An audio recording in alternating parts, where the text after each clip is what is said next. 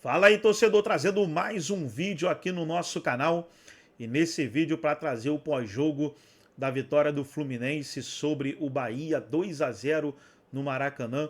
Os gols do tricolor marcados pelo Canóbio aos 9 minutos do segundo tempo, numa penalidade máxima. E o Thiago Silva, monstro, aos 39 do segundo tempo, fez o segundo e o gol da classificação do tricolor.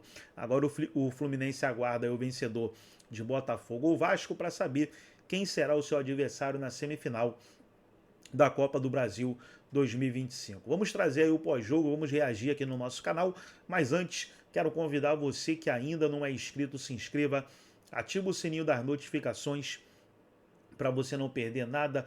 Tudo do Fluminense, tudo do tricolor você encontra aqui no nosso canal. Então vamos aí para o pós-jogo e logo depois eu trago as estatísticas da partida. Duelos no meio-campo e, consequentemente, deixou o Bahia apenas dependendo do seu sucesso defensivo. E quando um time joga dessa maneira, ele fica à mercê das coisas que podem acontecer no jogo, como a mão claríssima do Michel Araújo, um dos pênaltis mais pênaltis. O pênalti com toque de mão geralmente gera muita discussão. Porque a regra, porque o movimento... Esse não foi. Esse foi um dos pênaltis mais pênaltis de toque de mão dos últimos tempos. Não dá para reclamar. E aí, a partir daí, o Bahia ficou numa situação ainda mais complicada. Então, o Fluminense mereceu, ainda que existam coisas a serem apontadas no desempenho ofensivo, e o Bahia pagou o preço de uma postura demasiadamente conservadora. O Bahia não jogou, o Bahia só marcou, e quando você só marca, você fica encurralado, e o Fluminense, por isso, se classificou com justiça. O André, era um Thiago Silva que avisava assim, olha, eu vou fazer um gol de cabeça, eu vou fazer gol de cabeça. Aí o Canóbio faz o gol dele pênalti, olha que vai vir o segundo, e vai ser de cabeça, e vai ser do Thiago. Ele avisou no primeiro tempo, no segundo tempo ele conseguiu. Ele tem muita confiança, né, na aparição dele no ataque, esse gol que ele marcou, com alguma diferença de local onde ele cabeceia dentro da área, onde vai a bola. Ele já fez muitos, né? Não só pelo Fluminense, claro, mas é uma daquelas situações em que o jogador identificado vai lá, atravessa o campo, tenta uma vez, tenta outra, passa perto, no final ele consegue. O futebol conta essas histórias de uma maneira muito emocionante. Hoje é, mais uma vez, uma noite de emoção para o torcedor do Fluminense, por intermédio de um jogador que é torcedor, que faz parte, né, desse grupo que obviamente é muito maior, muito mais numeroso do que as quase 50 mil pessoas que pagaram ingresso hoje para ir ao Maracanã, mas todos eles se sentem representados pelo Thiago, mesmo quando ele não marca, mesmo quando ele talvez não atue bem, mas o tipo de comportamento dele dentro do campo, a forma como ele se relaciona com os seus companheiros, organizando o jogo do Fluminense, como ele é vocal, como ele é falante, como ele participa, como ele várias vezes hoje, isso é algo que é hábito dele também, corre para a frente do banco para conversar com o treinador, seja quem for, né? Ultimamente tem sido o Renato Gaúcho. Então ele é um jogador diferente dos outros, pelo seu histórico, pelo seu passado, pela forma como ele se relaciona com o clube e por esse hábito de fazer gols sendo um zagueiro. Eu disse no início do nosso programa, os números dele hoje são números que muitas vezes os atacantes não conseguem produzir. No caso de hoje, ele completou com o gol da classificação. Olha, agora o Fluminense fica esperando quem vai passar entre Botafogo e Vasco. Tá aí o lance, né? Então já temos um carioca na final. Então, né? Teremos um carioca já na final. Como diria o outro, tudo leva a crer que teremos um carioca na final. Fluminense, Botafogo e Vasco. A chance é grande de termos um carioca na final. Olha, a não ser que eles sejam desclassificados por algum motivo, sei lá. Vai que muda de sede, né? Não sei, né? É difícil acontecer. Eu acho que não é permitido não, tá? Pela regra do jogo. Mas não tenho certeza não da competição, mas eu posso dar uma olhada nisso. Bom, é uma noite muito especial para o Thiago Silva, é aquela noite histórica que os torcedores vão se lembrar durante muito tempo. Quando o Thiago já estiver aposentado, vamos falar, lembra na Copa do Brasil contra o Bahia, que noite mágica. Mas é uma noite também, mais um dia importante do Canóbio também na história do Fluminense, porque é isso que ele tem feito em 2025, entrado para a história do Fluminense também. O Canóbio chamou a responsabilidade na hora do pênalti. O Canóbio é um atacante muito voluntarioso, embora seja um atacante com muita dificuldade de entregar gols, não é o seu ponto forte, ele mesmo já falou isso, inclusive na apresentação dele, né? Que ele é um atacante que trabalha mais como assistente do que como definidor.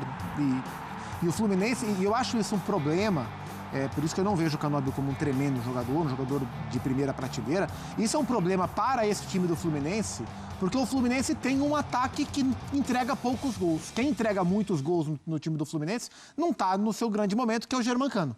Então, assim, Serna... Que entrou no finalzinho hoje. Entrou um minuto antes do gol, né? Serna, o Everaldo, o Canóbio. Se você depender desses jogadores para entregar volume de gols, você vai ter problemas. Mas hoje pintou um pênalti e o Everaldo, o Canóbio botou a bola embaixo do braço e bateu muito bem e abriu o caminho para a classificação do Fluminense.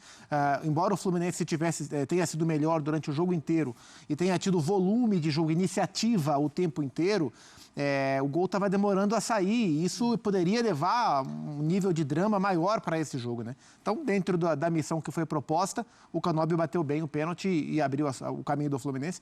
Em relação ao Thiago, hoje foi um jogo em que as valências defensivas do Thiago, que é o que o tornou o craque que ele é, e o Thiago é um craque, foram pouco exigidas. Então ele foi resolver de outra forma, foi resolver de cabeça. Já falei aqui, não pelo gol de hoje, claro, mas já falei aqui outras vezes, eu não abriria a mão do Thiago na seleção brasileira até hoje, para a Copa do Mundo do ano que vem, se ele mantiver o nível que ele está mantendo a carreira inteira. O Thiago é um cara que não baixa o nível, ele é um craque, né? O Fluminense tem um craque, tem alguns grandes jogadores no elenco, tem um fenômeno no gol que é o Fábio e tem um craque que chama-se Thiago Silva. E hoje ele resolveu o jogo de cabeça com o primeiro gol do Canóbio de pênalti. Pois é interessante você falar e ligar o Thiago à seleção brasileira. Eu não abro mão. Muita gente começa já a deixar o Thiago ou já esquecer. Sim. Até da história do Thiago também na seleção brasileira. André, é um Fluminense que no Campeonato Brasileiro está ali, não colocado, não deve fazer grandes coisas na competição, mas vai muito bem nas Copas. O Renato é esse treinador, né? Você acha que isso é algo proposital? O Renato, ele olha para as Copas, tanto a Sul-Americana como a Copa do Brasil, e ele está mais focado também, faz o seu time jogar melhor? Existe aí uma questão de probabilidades, até de possibilidades, né? O Campeonato Brasileiro é um campeonato que está ao alcance de poucas equipes no Brasil. Hoje o Fluminense não é uma delas se tudo correr normalmente. Não é que o Fluminense não tem chance nenhuma, assim, não dá para afirmar, né? O Fluminense não vai ganhar o Campeonato Brasileiro. Mas eu estou me referindo ao momento em que o campeonato começa e você olha quem são os candidatos, os times mais fortes, aqueles que têm elencos mais numerosos, mais profundos, de maior qualidade, e você, no Brasil, coloca 2 times, 3 times, né? Não passa disso. Esse ano tem sido assim, os candidatos são o Palmeiras e o Flamengo principalmente, talvez uma outra equipe, no momento o Cruzeiro é quem se apresenta, mas o Fluminense ele está num outro espaço da tabela. E as Copas são um tipo de competição em que essas equipes que não têm a condição de lutar pelo troféu do Campeonato Brasileiro se enxergam como possibilidades viáveis, né? O tempo que o Renato passou no Grêmio, por exemplo, mais de 3 anos, ele dizia isso claramente. E ali também existia uma decisão institucional, de acordo, diretoria, o clube entendia, olha, por uma questão orçamentária, não é possível competir com os times que pretendem ganhar o Campeonato Brasileiro. Então, nós vamos tentar o sucesso pela via das Copas. E o Renato conseguiu fazer isso. Eu acho que ele pensa assim também. Várias declarações ele já deu até hoje que mostram que ele entende que as chances maiores estão nessas competições em que muitas outras circunstâncias e outros fatores entram no campo e você não pode descartar ninguém. A partir do momento que você tem 8 times pensando em ganhar a Copa do Brasil, no momento atual, não dá para descartar ninguém. Os times eles vão crescendo, as coisas acontecem, né? Tem todos os fatores ligados à sorte e à falta de sorte, os encaixes, aquelas equipes que jogam melhor quando enfrentam determinados adversários, os clássicos com rivalidade estadual, o Botafogo e o Vasco envolvidos num confronto que vai terminar amanhã. Quem passar vai enfrentar o Fluminense. A história vai se repetir em termos de rivalidade. O fato de ser uma coisa que acontece no Campeonato Estadual, que acontece no Campeonato Brasileiro e leva outras coisas para dentro de campo também, porque esses confrontos são diferentes e você não pode descartar ninguém. Então, hoje, após a euforia dessa classificação, eu acho normal a torcida, as pessoas de maneira geral, falam assim, o Fluminense pode chegar. Mas dentro do clube, a minha impressão é que existe essa convicção desde o início. E ela está aí comprovada. Não dá para descartar ninguém mesmo. Pois é, e eu acho que ela vem muito pelo Renato mesmo, né? Essa coisa do técnico que é copeiro, o Renato é isso, e afinal o time dele joga a cada 3 dias, então no Campeonato Brasileiro fica muito difícil, o time está muito cansado. Tem todos os argumentos. Fomos o último a sair do Mundial. Ele vai falar etc. isso. E tal. Mas se a gente parar para olhar, o sucesso recente do Fluminense, o ano mais glorioso da história do Fluminense, foi um ano em que o Fluminense, sem o Renato, também ganhou a Copa, né? Foi a Libertadores, um torneio de mata-mata, a partir das oitavas de final, onde o Fluminense conseguiu atingir a glória. E essa é uma realidade, assim. Clubes, mesmo os gigantes como o Fluminense, hoje, sim, no seu estágio administrativo e financeiro, dificilmente vão conseguir competir no campeonato de regularidade para ganhar. E se conseguir, vai ser um ano, não de maneira perene, né? A não ser que mude o projeto esportivo, isso está em discussão no Fluminense, mas o que o Fluminense pode brigar hoje é por campeonatos nesse formato. E o Fluminense tem um elenco que compreendeu isso, tem um técnico que é bom para esse tipo de trabalho. O que aconteceu nos Estados Unidos, né? O desempenho do Fluminense no Mundial turbinou muito essa condição do Fluminense nas Copas, em termos de confiança, confiança do próprio elenco no que é possível fazer e confiança do ambiente externo também, né? O Fluminense foi, no campo e nos resultados, o melhor time brasileiro do Mundial, e isso credencia o Fluminense a brigar pelo título da Copa Sul-Americana e a brigar pelo título da Copa do Brasil, ainda que tenha questões, né? Quando a gente olha para o Fluminense do Mundial, a gente estava falando de um time que tinha até as dificuldades que o time de hoje tem para definir, para finalizar, para fazer os seus gols e ganhar os jogos, mas tinha um John Arias que resolvia as partidas. Agora você subtrai esse jogador espetacular que é o Arias, trouxe lá o Santiago Moreno, o Lúcio Acosta, que hoje entrou no intervalo no lugar do Nonato e ajudou a melhorar um pouco a dinâmica ofensiva da equipe, mas é um Fluminense que ainda sofre, especialmente sem o seu melhor jogador do meio para frente, mas quem chegou até aqui, nas quartas da Sul-Americana e agora na semi da Copa do Brasil, tá para ganhar, tá para brigar para ganhar, embora não seja o favorito da Copa do Brasil, por exemplo. Ele não é o favorito da Copa do Brasil, mas tá para brigar e a marca deste ano é essa, é o Fluminense das Copas. É o time mais copeiro da temporada até aqui, o time do Renato. Temos uma tela para mostrar o Fluminense em semifinais, em Copa do Brasil. Vamos mostrar aí. O histórico, tá? Né? Em semifinais. Em 92 foi para a final, depois de passar pelo Sport.